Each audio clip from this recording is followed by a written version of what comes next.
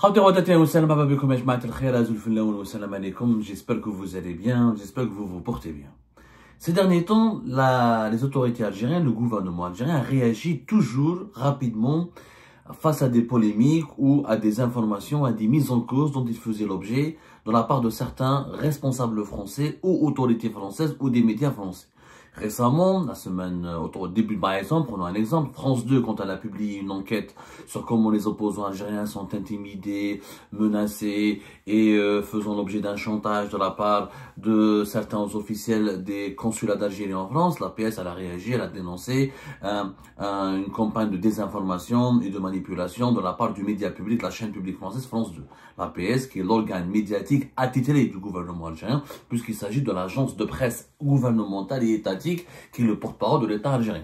Alors, je me rappelle fin janvier 2025 aussi, quand des voyageurs algériens ont rapporté qu'ils avaient été maltraités, mal accueillis par les agents de la police aux frontières au niveau de l'aéroport parisien d'Orly. La même chose, un responsable l'ambassadeur de France à Alger a été convoqué par le ministre délégué en Algérie chargé de la communauté algérienne à l'étranger. Donc, il y a eu une réaction officielle. Pour l'affaire, toujours au mois de janvier 2025, quand la France a voulu expulser des ressortissants algériens parmi lesquels l'influenceur Doualem, le ministère algérien des Affaires étrangères a rapidement réagi. En dénonçant, en rappelant les règles du droit, en rappelant que la France, que le ministre français de l'Intérieur Bruno Retailleau a outrepassé ses prérogatives, ne respecte pas les conventions consulaires, ne respecte pas les accords communs entre les deux pays et n'a pas respecté les principes du droit qui doivent garantir à un ressortissant algérien de faire tous les recours nécessaires avant d'être expulsé de la France vers l'Algérie. Quand des officiels français ont visité récemment le Sahara occidental en tant que membre du gouvernement français, les autorités algériennes, à travers le ministère des Affaires étrangères, a réagi aussi. Je parle de la visite de Rachida Dati, par exemple, au Sahara occidental. Le ministère des Affaires étrangères a réagi officiellement en parlant d'une violation caractérisée de la légalité internationale. Donc, il y a de cela un mois plus exactement, c'était vers le 18 février 2025. Donc, l'Algérie, les autorités algériennes n'ont pas cessé de réagir et tant mieux. Ça prouve qu'il y a une diplomatie qui travaille, qui est là, qui défend en quelque sorte la vision de l'Algérie. Est-ce que cette vision est correcte ou pas? Est-ce que l'Algérie a raison ou tort? Ça c'est autre chose, mais en tout cas, il y a une certaine réactivité. Comme par hasard, il y a une affaire sur laquelle les autorités algériennes ne se sont pas du tout exprimées. Ont même affiché, ont même adopté face à cette affaire un silence assez troublant. Il s'agit de l'affaire de l'espionnage dont ont été victimes les opposants algériens en France. Rappelez-vous, le 12 mars, pas le 12 mars, quand est-ce qu'il y a le référendum? Je vais vous donner la date précise. Il y a eu des révélations importantes qui ont été faites le 12 mars. Oui, de ça 2 semaines. Le 12 mars 2025, la presse française a révélé que, en décembre 2024, un haut fonctionnaire français, qui est franco-algérien, qui est titulaire de la double nationalité, qui travaille à Bercy au niveau du ministère de l'économie et des finances en France, a été interpellé le 16 décembre 2024 par les services secrets français, qui est la DGSI, le service de renseignement intérieur, qui est la Direction générale de la sécurité intérieure. Ils ont été arrêtés. Il a été arrêté parce qu'il avait été soupçonné d'avoir livré des informations sensibles au service de renseignement algérien à travers un officier des services secrets algériens qui était en poste au niveau du consulat d'Algérie à Créteil. Ces informations concernaient quoi? Concernaient les identités, les adresses et des informations personnelles d'une trentaine d'opposants algériens en France. Le magazine Marianne, dans son dernier numéro, il est revenu sur cette affaire qui a ébranlé le ministère de l'économie et des finances. Il y a un autre organisme qui s'appelle l'OFI. L'OFI qui est l'Office français de l'intégration et de, je crois, l'Office de l'intégration et de l'immigration. Voilà. L'Office français de l'immigration et de l'intégration, puisqu'une dame, une femme de 46 ans, qui avait une relation intime avec ce cadre de Bercy, qui est le ministère des finances et de l'économie en France, avait utilisé cette femme et sa relation amoureuse avec elle pour lui demander de consulter les fichiers qui concerne les personnalités algériennes qui ont demandé le refuge politique ou qui ont demandé la protection de l'État français pour s'installer en France et pour fuir la persécution des autorités algériennes. Donc, Marianne, cette semaine, dans son dernier numéro, il nous révèle que cet agent, que ce fonctionnaire franco-algérien qui travaille au ministère des Finances et de l'Économie avait travaillé auparavant à l'OFI en tant que directeur de l'informatique. Il avait déjà travaillé au sein de l'OFI, qu'il avait quitté l'OFI pour une promotion au ministère des Finances et de l'Économie. Auparavant, jusqu'à 2019, pendant 10 ans, il était cadre au service de l'informatique de l'OFI. Donc, il avait accès à tous les fichiers. L'OFI, c'est un organisme par lequel il faut passer que quand on est demandeur d'asile, ou quand on veut faire un gros regroupement familial, ou quand on veut obtenir ses papiers. L'OFI, ils ont des bases de données sur l'ensemble des étrangers qui demandent à résider en France, notamment qui demandent l'asile en France, ou qui demandent le statut de réfugié politique, parce qu'il faut qu'ils accomplissent un certain nombre de démarches administratives auprès de l'OFI, parce qu'il y a l'OFPRA en France, l'OFPRA, l'Office français pour la protection des personnes réfugiées apatrides, et ensuite, il y a l'OFI, auprès duquel il faut accomplir un certain nombre de démarches pour obtenir sa carte de séjour, notamment pour des formations de langue ou des formations citoyennes, pour apprendre les valeurs de la société française, pour apprendre quels sont les droits et les devoirs qu'un étranger peut avoir en France. C'est des formations spécifiques. Ils ont signé un contrat, le contrat d'intégration, un contrat républicain, le contrat c'est un certain nombre de démarches administratives sur lesquelles on va pas revenir, c'est pas ça. Beaucoup d'Algériens connaissent l'OFI. Mais l'OFI, ils ont des bases de données. D'ailleurs, Marianne nous explique qu'il y a une trentaine d'opposants algériens qui ont été espionnés de cette manière à travers ce réseau, à travers ce fonctionnaire franco-algérien de Bercy, qui a recouru à sa maîtresse ou à sa copine, sa petite amie, au sein de l'OFI pour obtenir des informations sur une trentaine d'opposants algériens.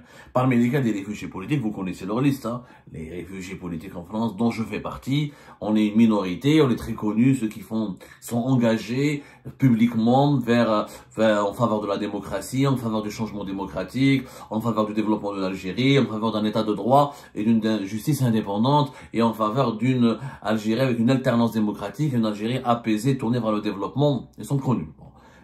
En tout cas, moi, c'est le combat que je mène. Peut-être que d'autres sont dans la radicalité, sont dans les appels à la violence. Voilà, ça n'engage que il y a une justice pour les punir, si c'est le cas. Mais les autorités algériennes n'ont jamais réagi à ces graves accusations. On parle d'un agent des services secrets algériens, d'un fonctionnaire, d'un haut responsable du consulat d'Algérie à Créteil, qui a quitté son poste, qui a quitté la France et qui a été cité dans cette enquête.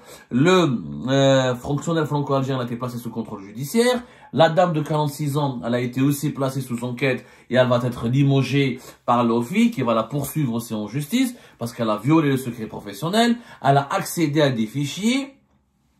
Elle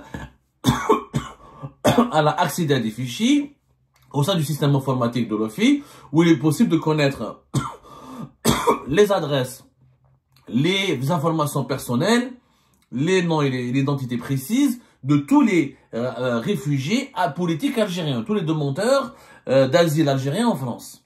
C'est comme avec leur domiciliation, avec leur adresse. Et c'est le contre-espionnage français qui a fait cette découverte. Donc, et il y a une menace, il y a eu... Pourquoi espionner les opposants algériens? Pourquoi vouloir trouver leur adresse? Pourquoi vous cherchez leurs informations personnelles? Pourquoi comprendre ce qu'ils sont en train de faire en France? Comme dit Marianne dans son dernier numéro, l'un des traits caractéristiques d'un régime autoritaire est d'espionner ses opposants à l'étranger. C'est grave. S'adonner à l'espionnage, c'est extrêmement grave. C'est passible de peine de prison. La justice française demain peut lancer des mandats d'arrêt internationaux contre des responsables algériens dont l'implication pourrait être avérée, confirmée dans cette affaire. C'est une violation de la souveraineté nationale en France. C'est une menace contre la sécurité nationale en France. Les autorités algériennes, aucune réaction. On parle d'une trentaine d'opposants qui ont été espionnés. Les services secrets algériens auraient récupéré des fiches personnelles d'une trentaine de personnes réfugiées au cours de demande d'asile en France. Donc, c'est quand même très grave. En espionnant des institutions françaises, un ministère du gouvernement français, et un organisme public français. Rappelez-vous, en décembre 2024, l'Algérie avait accusé gravement les services secrets français, notamment la DGSE, d'avoir retourné ou recruté un ancien terroriste pour former un groupe terroriste en Algérie et au Niger. Ça s'est passé en décembre, c'était en début décembre 2024, rappelez-vous. Il y a eu un documentaire fait par le NTV, par Algérie 24 News, qui a été diffusé un peu partout. Ça a été très très grave. L'ambassadeur de France a été convoqué le 15 décembre 2024. Il a été convoqué le 15 décembre 2024. Le terroriste, l'ancien terroriste, l'ancien Amin Aissaoui, âgé de 35 ans, il a témoigné à visage découvert dans la télévision publique algérienne. Et il y a eu tout un brouhaha, avec tout un tapage. C'est devenu une affaire, un scandale national. C'est devenu un scandale national. Nous en avons même parlé d'ailleurs. On s'est posé des questions. C'était des accusations extrêmement graves. D'ailleurs, bien sûr, face à des graves accusations, il fallait réclamer des comptes, des explications aux autorités françaises. Mais que maintenant, il y a des preuves et des arrestations. Enfin, des preuves et des arrestations contre les services secrets algériens, contre les autorités algériennes. Ah là, personne n'en parle. Personne n'en parle. Personne n'en parle. Le gouvernement algérien, pas une réaction. Le 7 décembre 2024, voilà, quand il y a eu la diffusion de ce documentaire contre la DGSE. Quand les Français sont accusés de faire de l'espionnage et de violer la sécurité nationale et la souveraineté de l'Algérie. Ah, on en fait des documentaires, des réactions, des articles de presse, etc. On dénonce, on convoque l'ambassadeur de France, etc. Là, nous avons des preuves et des détails et des informations précises avec deux personnalités qui ont travaillé pour un fonctionnaire algérien de l'ambassade du consulat d'Algérie à Créteil. Silence total de l'État algérien. Pourquoi cette logique à géométrie variable? Si c'est faux, pourquoi le gouvernement algérien ne dément pas? Pourquoi le gouvernement algérien, par le biais du ministère des Affaires étrangères, ne dément pas? La France aurait pu convoquer l'ambassadeur d'Algérie à Paris. Il n'y a pas d'ambassadeur. La France, d'ailleurs, devrait. Je comprends pas pourquoi les Français ne font pas de même. Ils devraient convoquer le chargé d'affaires de l'ambassade d'Algérie en France et lui demander des explications, des comptes. Et pourquoi nous avons des preuves qu'un de vos agents, qui travaille pour les services secrets, mais qui avait le statut de diplomate, et qui travaillait pour le consulat d'Algérie à Créteil, a espionné une trentaine de personnalités à travers deux fonctionnaires français. Ah, c'est des preuves, voilà les dossiers. Le contre-espionnage français a démantelé ce réseau.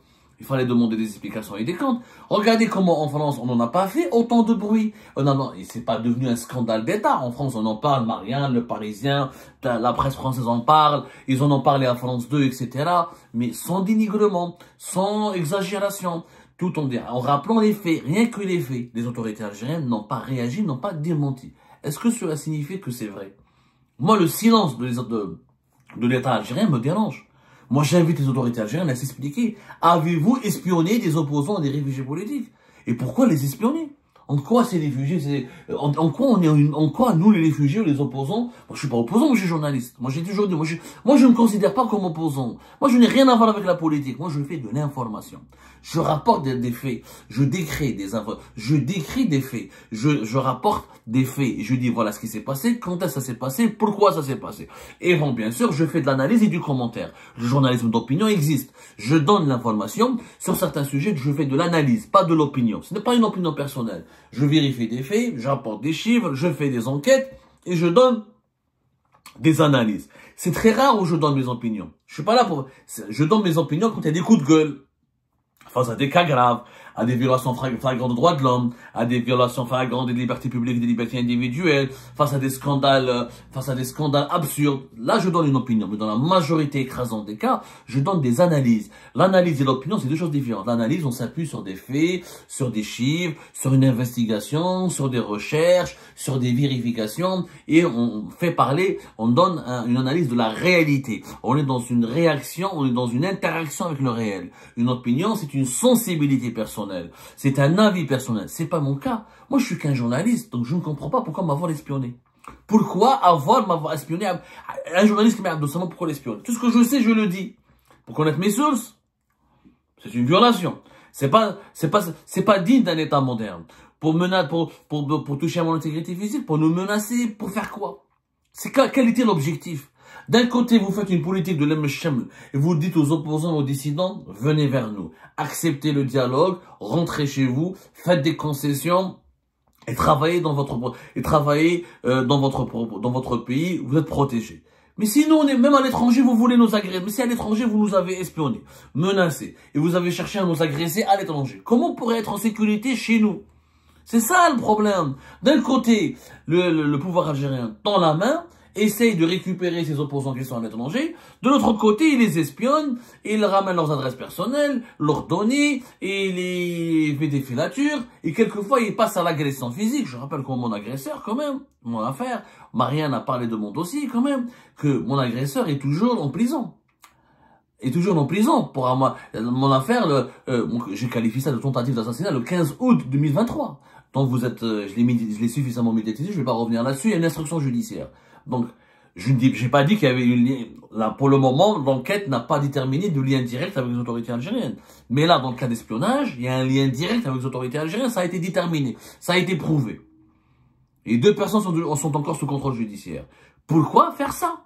Et pourquoi ne pas réagir? Pourquoi ne pas démentir? Pourquoi ce silence intrigant? Ah, on réagit face à France 2, on réagit contre la DGSE, on réagit face à Rachida Dati, etc. Mais quand les affaires très sérieuses d'espionnage et de violation de la souveraineté nationale sont mises en valeur, sur la place publique, l'État algérien ne réagit pas. Comme l'Algérie ne veut pas que sa souveraineté soit violée, soit touchée, que sa sécurité nationale ne soit pas menacée, elle devrait faire de même. On n'a pas le droit de mener des opérations sur le territoire français. On a un problème avec les réfugiés algériens, vous nous connaissez. Appelez-nous, moi je suis ouvert. Moi, s'il y a un problème avec moi, il y a la justice, déposez plainte, il y a une justice indépendante. Il y a eu des plaintes et des dossiers contre moi, contre Algérie, pas contre Abdou Sembal en France. J'ai gagné tous mes procès pratiquement. Il y a une justice. Maintenant, vous voulez connaître quelque chose, appelez-nous. Vous voulez dialoguer avec les opposants, voilà, créons un canal de dialogue, mais aller espionner et trouver des informations personnelles et recourir à un réseau de fonctionnaires français pour espionner les opposants, les réfugiés algériens et les mettre tous dans le même sac pour ensuite les menacer ou je sais pas faire quoi que ce soit pour un but opaque qu'ils n'ont pas précis. Je trouve ça dégueulasse. Je trouve ça dégueulasse. Et on ne peut pas donner des leçons aux autres pays concernant la protection de la souveraineté nationale quand on est nous-mêmes en train de violer la souveraineté nationale des autres pays. Donc il faut que nos valeurs, on doit les respecter, on doit les appliquer. On doit être cohérent avec nos propres principes. Et encore une fois, je ne comprends pas le silence des autorités algériennes. Moi, j'aimerais bien, j'invite les autorités algériennes à réagir face à ces nouvelles accusations. Après le Parisien, maintenant c'est Marianne. Il y a eu, comme l'AFP l'a confirmé, France 2 en a parlé. C'est une information officielle. Pourquoi avoir espionné et est-ce que l'Algérie, est-ce que l'État, est-ce que les autorités algériennes ont réellement espionné les opposants des réfugiés algériens en France? Répondez juste à cette question, expliquez-vous. Il faut s'expliquer, il faut répondre parce que on ne peut pas au mois de décembre dénoncer l'espionnage français en Algérie, mais faire soi-même de l'espionnage en France.